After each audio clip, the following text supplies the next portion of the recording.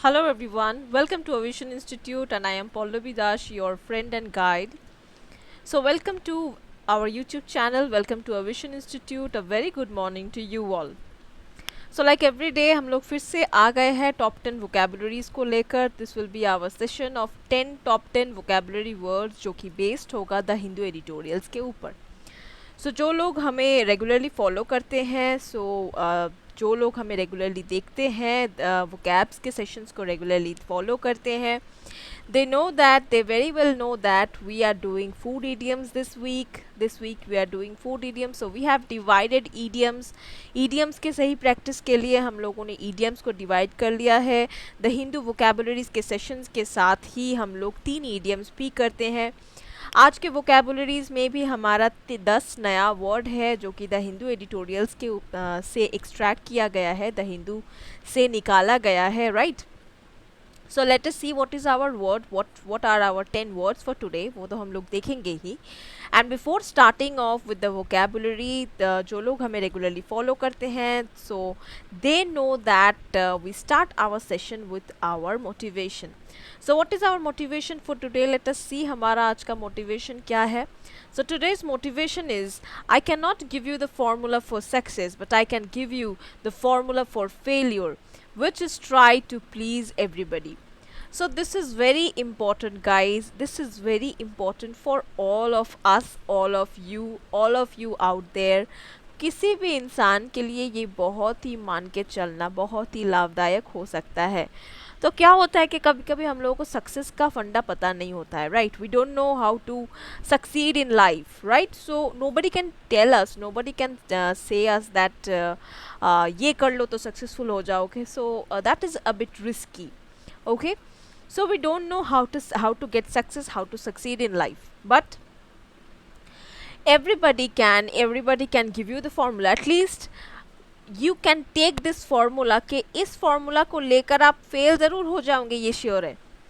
Fail आप ज़रूर हो जाओगे, ये श्योर है. आपके लाइफ में और कुछ आए ना आए, फेल्योर ज़रूर आ जाएगा. आप इस फार्मूला को मान के चलोगे तो फेल्योर का फार्मूला क्या है? Try to please everybody. हर एक को आप प्लीज़ करने की कोशिश कीजिए तो ज़रूर आप फेल हो जाओगे. सक्सेस आपको मिले ना मिले, फेल्योर आपको ज़रूर मिल जाएगा. तो फेल्योर का फंडा क्या है?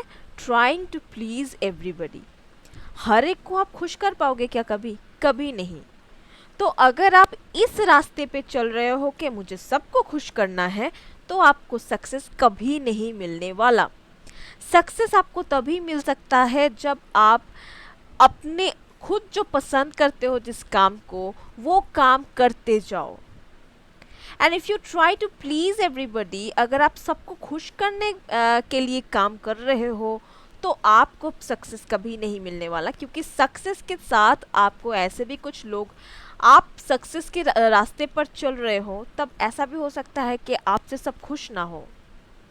तो अगर आप सोचोगे कि नहीं, मेरे सक्सेस के रास्ते पर चलने से ये खुश नहीं है, वो खुश नहीं है, वो खुश नहीं है, तो उन लोगों को अगर आप खुश करने जाओगे, then you will not be succeeding, you will fail. So it is not important to please everybody. सबको खुश करना हमेशा important नहीं होता है. When you succeed, उसके बाद आप सबको खुश करो, right? So you cannot please everybody. Keep in your mind, ये आप समझ लो कि सब कोई को एक साथ खुश नहीं किया जा सकता. एक ना एक इंसान ज़रूर रहेगा जो मेरे से खुश नहीं होगा. All right. So with this motivation for today, let us start our session. Let us see what is our first word. Our first word, first vocab for today is archetypical. Archetypal, sorry, not typical, archetypal. Archetypal जो है, archetypal एक adjective है, right, जिसका हिंदी में meaning होता है मूल आदर्श विषयक. ओके, मूल आदर्श विषयक. In English you can say very typical of a certain kind of person और थिंग. तो कोई सर्टेन काइंड ऑफ मतलब रिस्पेक्टिव काइंड ऑफ पर्सन या फिर चीज़ या फिर कोई इंसान या फिर चीज़, and a certain kind of person और thing they are called archetypal. Okay, now synonyms इसके हो सकते हैं कन्वेंशनल, एग्जेम्पलरी, स्टीरियोटिपिकल. एंटोनिम्स हो सकते हैं atypical, unorthodox, unusual, odd. Okay, so how to use it in a sentence? My archetypal nature tends to focus upon karma. तो मेरा जो आर्केटिपल नेचर है that tends to focus upon karma, वो focus कहाँ करता है? कर्मा के ऊपर. Okay, so my archetypal nature, मेरा जो मूल आदर्श विषयक जो नेचर है वो फोकस करता है कर्मा के ऊपर. All right, what is next? Let's see. Next vocab is सली या फिर सुली, कैसे भी आप प्रोनाउंस कर सकते हो. सुली या फिर सुली जो है ये एक वर्ब है जिसका हिंदी में मीनिंग होता है भ्रष्ट. In English you can say to ruin और डैमेज, मतलब डैमेज कर देना या फिर रूइन कर देना. सिनोनिम्स इसके हो सकते हैं कॉरप्ट या फिर डिफाइल. एंटोनिम्स हो सकते हैं क्लीन या फिर इनहैंस. अब इसको सेंटेंस में कैसे अप्लाई करें? You should be grateful I rescued you before he could sully you. तो तुमको तो मेरे ऊपर ग्रेटफुल होना चाहिए, तो तुमको मेरे ऊपर you should be grateful to me, मेरे ऊपर ग्रेटफुल होना चाहिए, तुमको मुझे थैंक यू बोलना चाहिए. बिकॉज आई रेस्क्यूड, मैंने तुमको बचाया. You before he could Sulli you, वो तुम्हारा तुमको कोई क्षति पहुंचाए, तुमको कोई हार्म करे या तुमको कोई डैमेज करे उसके पहले मैंने तुमको बचा लिया. Right, that is sully. Right, what is our next vocab? Let's see. Our next word is servile. Servile एक एडजेक्टिव है जिसका हिंदी में मीनिंग होता है नितांत. Okay, in English you can say eager to serve and please someone else in a way that shows a lack of respect for yourself. All right, so basically servile is a kind of you can say they are synonyms. इसके देख लेते हैं abject and beggarly. beggarly मतलब बहुत गरीब जो लोग होते हैं, they are sometimes called servile. okay, they are called servile. and antonyms हो सकते हैं dominant and aggressive. So let's see how to use servile in a sentence. Field work is largely performed by servile class. तो generally field work मतलब field work वो लोग करते हैं, मतलब फील्ड वर्क में जो लेबरर्स काम करते हैं they are specifically they are specially from a servile class. मतलब ये लोग एक बेगरली क्लास से बिलोंग करते हैं, मीन्स वेरी लो क्लास से ये लोग बिलोंग करते हैं. So we have our first idiom. Let us see what is our first idiom. Our first idiomatic expression, so this is again a food idiom because this week we are doing food idioms. So this is again a food idiom. क्या है ये? Take the cake. Okay, take the cake is the idiom. What is the meaning of take the cake? The meaning of take the cake is especially good or outstanding. Especially good or outstanding का meaning होता है मतलब exceptionally good.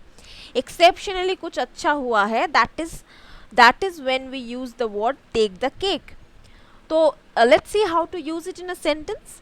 His slap shot definitely takes the cake. तो ये slap shot क्या है? What is the meaning of slap shot? Slap shot जो है, तो आपने बहुत सारे शॉट्स के बारे में तो पढ़ा ही होगा, आपने देखा होगा shots. There are different kinds of shots. In cricket it is a different term, in football there is a different term. Okay, this is especially for hockey. So slap shot is something जो hockey में use होता है. A good shot is called a slap shot. Okay, in hockey. So slap shot definitely takes the cake. तो उसने एक slap shot मारा तो वो definitely बहुत ही outstanding था, मतलब especially अच्छा था. It is the best in the league. मतलब ये जो लीग चल रहा है, मतलब ये जो गेम चल रहा है, ये पूरा लीग चल रहा है, उसमें बेस्ट शॉट था ये. That is what is called takes the cake. Okay, what is our next word? Our next word is captious. Captious एक एडजेक्टिव है जिसका मीनिंग हिंदी में होता है छिद्रान्वेषी, या फिर in English you can say always looking for faults, hard to please. तो ऐसा कोई आदमी, ऐसा कोई इंसान जिसको प्लीज़ करना बहुत ज़्यादा डिफ़िकल्ट है, मतलब जिसको प्लीज़ करना मतलब जिसको इम्प्रेस करना, ओके। तो जैसे कि कुछ टीचर्स होते थे ना हमारे, जैसे जिनको प्लीज़ करना बहुत मुश्किल होता था, मतलब आपको अगर एक्सक्यूज मी, मतलब आपको अगर 100 में से 95 भी मिल जाए तब भी टीचर बोलेगा कि yo, this was not good, you need to rectify here, you need to work hard in this in this part, in this portion, this portion needs a lot of practice, okay. So it's difficult to please these kind of people, okay. So who are always looking for faults, तो जो हमेशा किसी के काम में fault ढूंढते रहते हैं, मतलब खामी, ओके। सिनोनिम्स इसके हो सकते हैं सेंसोरियस या फिर कार्पिंग, या फिर एंटोनिम्स हो सकते हैं फ्लैटरिंग या फिर praising, okay. So how to use it in a sentence, let's see. When my captious teacher grades my essays, she always finds a minor error in my work. तो अभी मैं यही बोल रही थी कि मेरी जो कैप्शियस टीचर है वो जब मेरे एसेज को ग्रेड करती है, मतलब मार्क्स देती है एसे में, मेरे एसेज जब चेक करती है मेरी टीचर, तो वो हमेशा छोटा छोटा या बड़ा, छोटा से छोटा गलती वो निकाल के ही रहेगी, okay. That is called captious. What is our next word? Our next word is insouciant. Okay, insouciant या फिर insouciant, आप कुछ भी स्पेल कर सकते हो इसको। insouciant is an adjective जिसका हिंदी में मीनिंग होता है चिंता मुक्त, ओके। insouciant मीन्स चिंता मुक्त। मीनिंग इसका हो सकता है showing a casual lack of concern. सो बिल्कुल एक कैजुअल लुक, हाँ। लैक ऑफ कंसर्न मतलब कंसर्न ही नहीं होना किसी बात की वजह से, मतलब चिंतित नहीं है बिल्कुल, that is called lack of concern, okay. Synonyms इसके हो सकते हैं नॉनचालेंट या फिर अनट्रबल्ड, अनवॉरिड। एंटोनिम्स हो सकते हैं anxious, concerned, okay. This can be the antonyms. So how to use insouciant in a sentence? Let's see. The insouciant mother did not blink an eye when her son complained of a tummy ache. तो ये जो इंसोशियंट mother थी, मतलब ये जो mummy थी, उसको अपने लड़के के ऊपर बिल्कुल ही उसका कंसर्न नहीं था, ओके। मतलब she was not at all concerned about him. तो उन्होंने क्या किया, जब उसके बेटे ने कंप्लेन किया कि मम्मी मुझे टमी एक है, मतलब मेरा पेट दर्द कर रहा है, तो उसकी मम्मी ने एक ब्लिंक भी नहीं किया। ब्लिंक मीन्स एक पलक, okay. That is called, I don't know in Hindi, in Bengali we say ekta polok fela, okay. You blink an eye, okay. This is called blinking. So blink an eye. The insouciant mother did not blink an eye when her son complained of a tummy ache. Alright, so this is insouciant. Okay, let's see what is our next word. Our next word is pejorative. Pejorative is an adjective. Pejorative एक adjective है जिसका हिंदी में meaning होता है अपमानजनक। अपमानजनक एक ऐसा वर्ड है, पेजोरेटिव, दैट इज अपमानजनक, okay. In meaning, what is the meaning? Let's see. Expressing contempt और डिसअप्रूवल। तो ऐसा कुछ एक्सप्रेस करना, कंटेम्प्ट या फिर डिसअप्रूवल, मतलब मुझे ये पसंद नहीं आया, मैं इसमें सहमति नहीं दूंगी, that is called pejorative. Synonyms इसके हो सकते हैं डिस्पैरेजिंग या फिर डेरोगेटरी, डेप्रिकेटरी। एंटोनिम्स इसके हो सकते हैं complimentary, okay. So how to use it in a sentence? Using pejorative words to describe young people makes them feel less important. तो अगर आप किसी यंग लोगों के लिए, मतलब यंग लोगों के लिए, जैसे कि टीनेजर्स के लिए, अगर आप ज़्यादातर पेजोरेटिव वर्ड्स का इस्तेमाल करोगे, मतलब अपमानजनक भाषा बोलोगे टीनेजर्स को, तो उनको लगता है कि हम लोग बिल्कुल इम्पोर्टेंट नहीं हैं, इसीलिए हमें ऐसे हमारे साथ ऐसे भाषा उपयोग किए जाते हैं, हमारे साथ ऐसा बिहेव किया जाता है, बदतमीज़ी से बात किया जाता है। सो try to avoid pejorative words while speaking, okay. So अगर हम pejorative words यूज़ करते हैं किसी यंग लोगों के साथ बात करने के लिए, तो उन लोगों के ऊपर ऐसा इम्प्रेशन पड़ता है कि वो लोग बहुत ज़्यादा लेस इम्पॉर्टेंट है, मतलब कम इम्पोर्टेंस है उन लोगों का, okay. What is our next word? Our next word is dilatory. Dilatory जो है ये एक एडजेक्टिव है जिसका मीनिंग हिंदी में होता है धीमा. In English you can say slow to act, मतलब बहुत स्लो एक्ट करना, that is called dilatory. Synonyms हो सकते हैं sluggish, slothful, lax, slack. Antonyms हो सकते हैं fast, prompt, brisk, quick. These can be the antonyms. So how to use it in a sentence? Unhappy with her job, the secretary performed every task at a dilatory speed. तो secretary जो थी वो अपने काम से happy नहीं थी, खुश नहीं थी. तो वो अपने काम से खुश नहीं थी, वो अपने काम से अनहैप्पी थी, इसीलिए वो सारा काम एक डायलेटोरी स्पीड में करती थी, मतलब बहुत ही धीमा गति से वो काम करती थी, बिकॉज उसको काम करना पसंद नहीं आ रहा था. Okay. So what is our next idiom? This is our next idiom. Let us see what is it. It is again a food idiom. ये फिर से एक food idiom है. क्या है ये? Take with a grain of salt. Take with a grain of salt. So what is it? What is the meaning of this idiom? Take with a grain of salt. Let's see what is the meaning of this idiom. Don't believe it is completely accurate. तो take with a grain of salt का meaning क्या होता है? Don't believe it is completely accurate, मतलब विश्वास नहीं करती हूँ मैं, या फिर मैं बिलीव नहीं करती हूँ कि ये बिल्कुल एक्यूरेट है, ये बिल्कुल एग्जैक्ट वही चीज़ है जिसमें विश्वास करने लायक है, या फिर 100% ट्रू है, 100% सच है, ये मैं विश्वास नहीं करती. That is called take with a grain of salt. Okay. So let us see how to use this idiom in a sentence. I always take whatever I read in the news with a grain of salt. तो ये तो बहुत ही अजीब बात हो गया कि मैं जो भी न्यूज़ में देखती हूँ I take it with a grain of salt, मतलब मैं जो भी न्यूज़ में देखती हूँ मैं विश्वास नहीं करती हूँ कि ये कम्प्लीटली एक्यूरेट है, इसमें कुछ गड़बड़ी होगा ही, क्योंकि न्यूज़ में सब आजकल फेक न्यूज़ ही ज़्यादा आ रहा है. तो I take it with a grain of salt मतलब I do not completely believe it's true. Okay. That is this idiom. What is our next word? Our next word is recalcitrant. Recalcitrant is an adjective जिसका meaning Hindi में होता है आज्ञा ना मानने वाला. Okay. मतलब बेसिकली बात ना मानने वाला, they are called recalcitrant. Meaning इसका हो सकता है in English having an obstinately uncooperative attitude towards authority और discipline.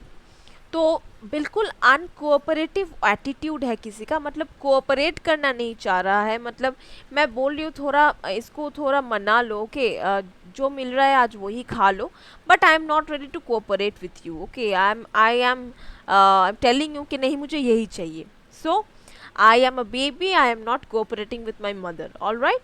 So that is called recalcitrant. Okay. Synonyms इसके हो सकते हैं इंडोसाइल, या फिर इनसबॉर्डिनेट, डिफाइंट, या फिर वेवर्ड. एंटोनिम्स हो सकते हैं कॉम्प्लेंट, कॉम्प्लायंट, या फिर कॉन्फॉर्मेबल, या फिर डोसाइल, या फिर ट्रैक्टेबल. ये सारे हो सकते हैं antonyms. How to use recalcitrant in a sentence? Let's see.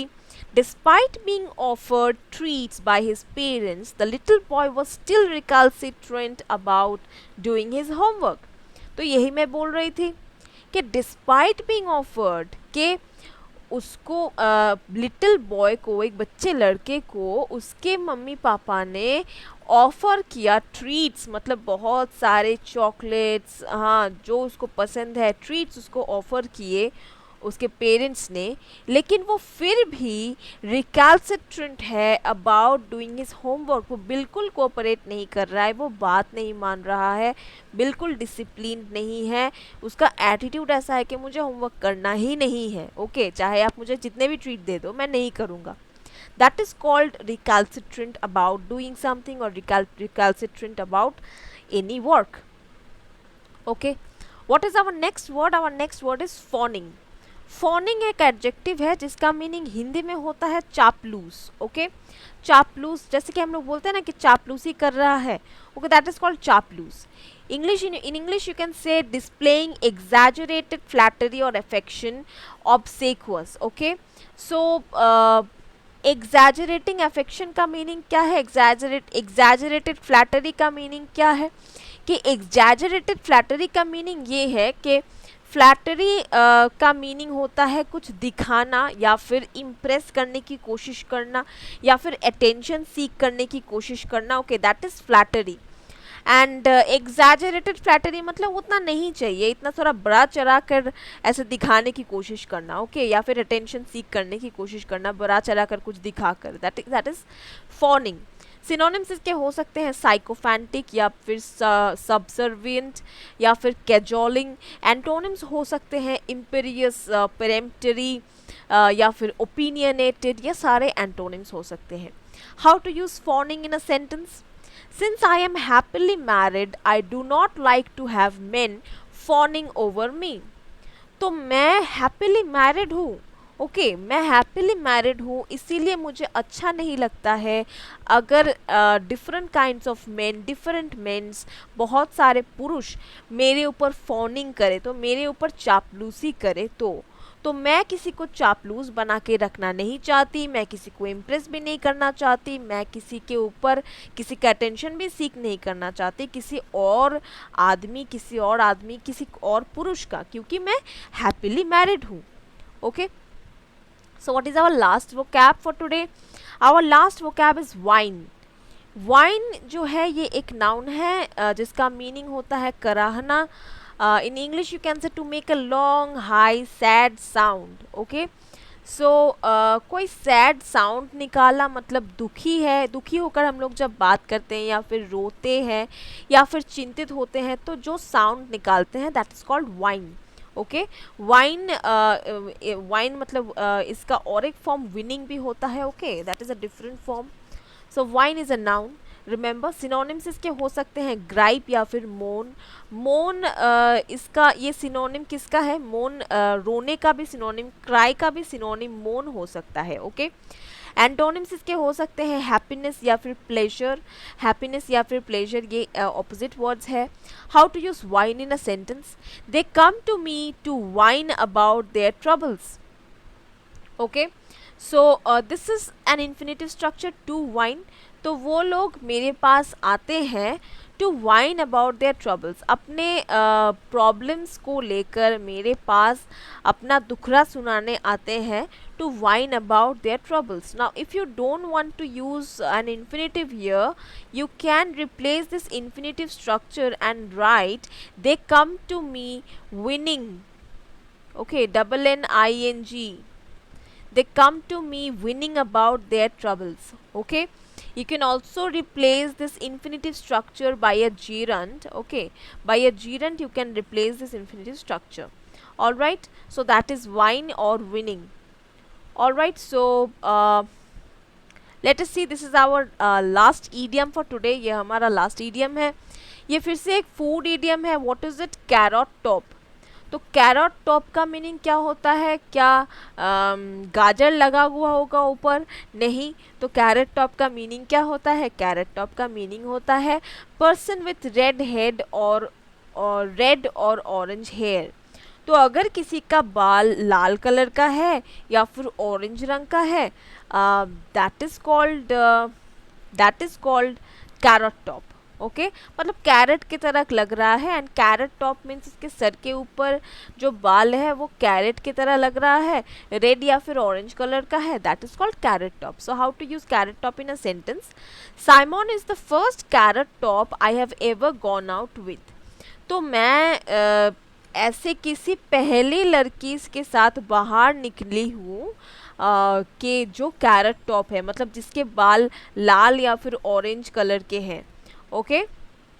So guys, this was all about our top 10 vocabulary words from the Hindu editorials and top 3 idiomatic expressions. So I hope you like the session. So if you like the session, do like our videos and keep commenting in our videos. Do comment in our videos. Your comments are very useful for us.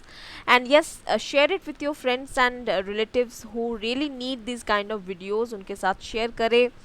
And if you are new to our channel, don't forget to subscribe to our channel and hit the bell icon so that you get all the recent updates whenever any new video is posted. Alright guys, this was all about today, and see you next day. Take care, bye bye.